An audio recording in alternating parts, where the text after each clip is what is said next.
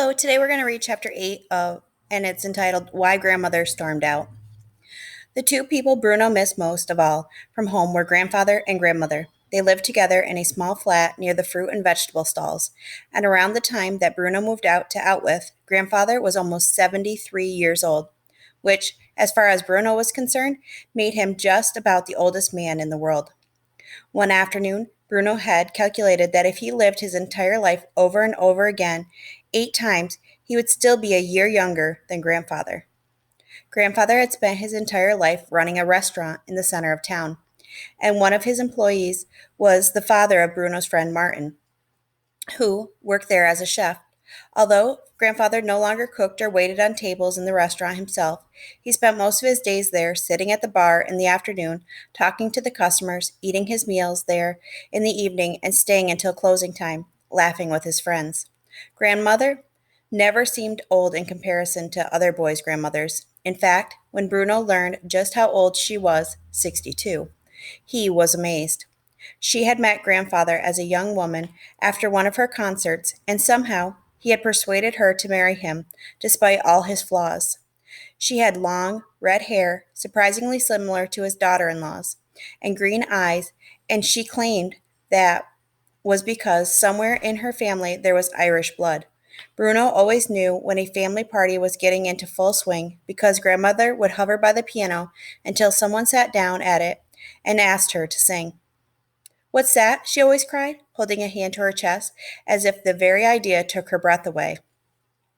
Is it a song you're wanting? Why, I couldn't possibly. I'm afraid, young man, my singing days are far behind me. Sing, sing, everyone at the party would cry, and after a suitable pause, sometimes as long as 10 or 12 seconds, she would finally give in and turn to the young man at the piano and say in a quick and humorous voice, La Via en Rose, E flat minor, and try to keep up with the changes. Parties at Bruno's house were always dominated by grandmother's singing, which for some reason always seemed to coincide with the moment when mother moved from the main party area to the kitchen, followed by some of her own friends. Father always stayed to listen, and Bruno did too, because there was nothing he liked more than hearing grandmother break into her full voice and soak up the applause of the guests at the end. Plus, La Via and Rose gave him chills and made the tiny hairs on the back of his neck stand on end. Grandmother liked to think that Bruno or Gretel would follow her onto the stage, and every Christmas and at every birthday party she would devise a small play for the three of them to perform for mother, father, and grandfather. She wrote the plays herself, and to Bruno's way of thinking, always gave herself the best lines. Though he didn't mind that too much, there was usually a song in there somewhere too. It's a song you're wanting, she'd ask first, and an opportunity for Bruno to do a magic trick and for Gretel to dance. The play always ended with Bruno reciting a long poem by one of the great poets, words which he found very hard to understand, but which somehow started to sound more and more beautiful the more he read them. But that wasn't the best part of these little productions. The best part was the fact that grandmother made costumes for Bruno and Gretel.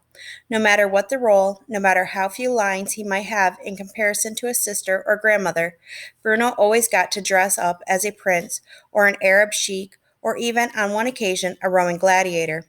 There were crowns, and when there weren't crowns, there were spears, and when there weren't spears, there were whips or turbans. No one ever knew what grandmother would come up with next, but a week before Christmas, Bruno and Gretel would be summoned to her home on a daily basis for rehearsals. Of course, the last play they performed had ended in disaster, and Bruno still remembered it with sadness, although he wasn't quite sure what had happened to cause the argument. A week or so before, there had been great excitement in the house, and it had something to do with the fact that father was now to be addressed as Commandant by Maria, cook, and Lars, the butler, as well as by all soldiers who came in and out of there and used the place as far as Bruno could see, as if it were their own and not his.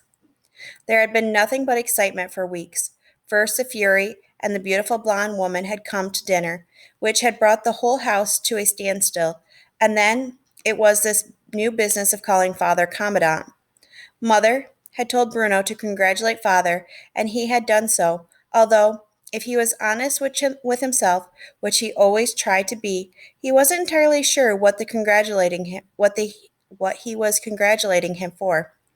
On Christmas Day, father wore his brand new uniform, the starched and pressed one that he wore every day now, and the whole family applauded when he first appeared in it.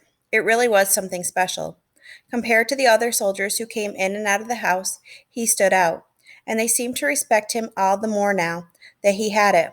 Mother went up to him and kissed him on the cheek and ran a hand across the front of it, commenting on how fine she thought the fabric was. Bruno was particularly impressed by all the decorations on the uniform, and he had been allowed to wear the cap for a short period, provided his hands were clean when he put it on. Grandfather was very proud of his son when he saw him in his new uniform, but grandmother was the only one who seemed unimpressed. After dinner had been served, and after she and Gretel and Bruno had performed their last production, she sat down sadly in one of the armchairs and looked at father, shaking her head as if he were a huge disappointment to her. I wonder, is this where I went wrong with you, Rolf? She said. I wonder if all the performances I made you give as a boy led you to this, dressing up like a puppet on a string. Now, mother, said father in a tolerant voice, you know this isn't the time. Standing there in your uniform, she continued, as if it makes you something special, not even caring what it means really, what it stands for. Natalie, we discussed this in advance, said grandfather. Although everyone knew that when grandmother had something to say, she always found a way to say it, no matter how unpopular it might prove to be. You discussed it. Sorry about that. You discussed it, Matthias, said grandmother. I was merely the blank wall to whom you addressed your words, as usual. This is a party, mother, said father with a sigh, and it's Christmas. Let's not spoil things. I remember when the Great War began, said grandfather proudly, staring into the fire and shaking his head. I remember you coming home to tell us how you had joined up, and I was sure that you would come to harm. He did come to harm, Matthias, insisted grandmother. Take a look at him now, for your evidence. And now, look at you, continued grandfather, ignoring her. It makes me so proud to see you elevated to such a responsible position, helping your country reclaim her pride after all the great wrongs that were done to her, the punishments above and beyond. Oh, will you listen to yourself? Cried grandmother. Which one of you is the most foolish, I wonder? But Natalie, said mother, trying to calm the situation down a little bit.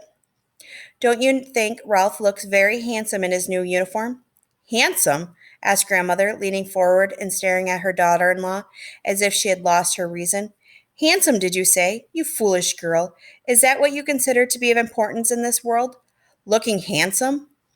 Do I look handsome in my ringmaster's costume? Asked Bruno.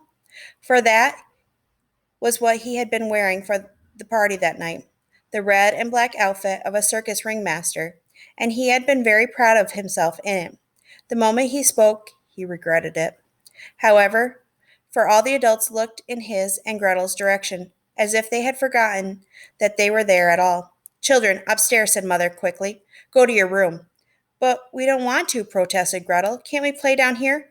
No, children, she insisted. Go upstairs and close the door behind you. That's all your soldiers are interested in, anyway, grandmother said, ignoring the children altogether, looking handsome in your fine uniforms, dressing up and doing the terrible, terrible things you do. It makes me ashamed. But I blame myself, Ralph, not you. Children, upstairs now, said Mother, clapping her hands together, and this time they had no choice but to stand up and obey her. But rather than going straight to their rooms, they closed the door and sat on top of the stairs, trying to hear what was being said by the grown-ups down below. However, Mother and Father's voices were muffled and hard to make out.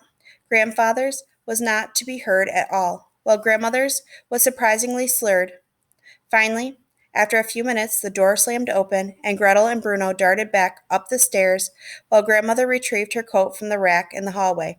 Ashamed, she called out before she left, that a son of mine should be a patriot, cried Father, who perhaps had never learned the rule about interrupting your mother.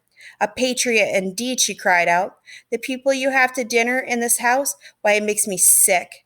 And to see you in that uniform makes me want to tear the eyes from my head," she added before storming out of the house and slamming the door behind her. Bruno hadn't seen much of Grandmother after that, and hadn't even had a chance to say goodbye to her before they moved to Outwith. But he missed her very much and decided to write her a letter. That day he sat down with a pen and paper and told her how unhappy he was there and how much he wished he was back home in Berlin.